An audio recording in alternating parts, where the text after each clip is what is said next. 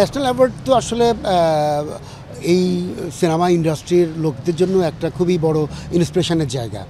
যে জাতীয় পুরস্কার পাওয়ার পর যে ও ন্যাশনালি রিকগনাইজ হইল। আমাদের দেশে জাতীয় পুরস্কার যে একটা ফিল্ম মেকারের অথবা একজন মেকআপ আর্টিস্টের অথবা একজন সেট ডিজাইনারের বা একটা আর্টিস্টের যে আনন্দ যোগায়, ইন্সপিরেশন যোগায়, সেটা যেন অব্যাহত থাকে। জাতীয় পুরস্কার তো এখানকার আমাদের এই ভঙ্গুর ইন্ডাস্ট্রির জন্য খুবই একটা বড় ইন্সপিরেশন। তো এক্ষেত্রে 2023-এরটা এখনও 25 দেওয়া হয় নাই, যেটা 24-এ হওয়ার কথা ছিল। তো যত দ্রুত সম্ভব আসলে 23-এরটা এবং 24-এরটা দিয়ে দেওয়া উচিত আর কি।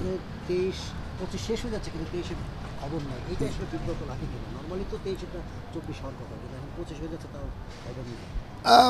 বেসিক্যালি এটা এখন তো এক ধরনের খুব স্বাভাবিক প্রক্রিয়ায় নাই দেশ, এই জন্য হয়তো দেরি করছেন। তো এটা দ্রুত দিলেই ভালো। অনেকে বলছে 23-24 একসাথে দিবে, সেজন্য নাকি দেরি হচ্ছে। যদি সেরকম হয়, এটা পজিটিভ কিনা 2 বছর একসাথে দেওয়া?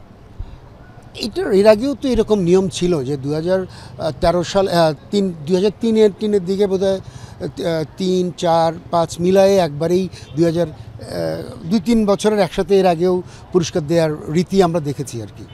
তো আমি একটা কথাই বলবো যে রীতি ভাঙুক বা রীতি থাকুক, যাই হোক, যত দ্রুত সম্ভব জাতীয় পুরস্কার দিয়ে দেওয়া ভালো।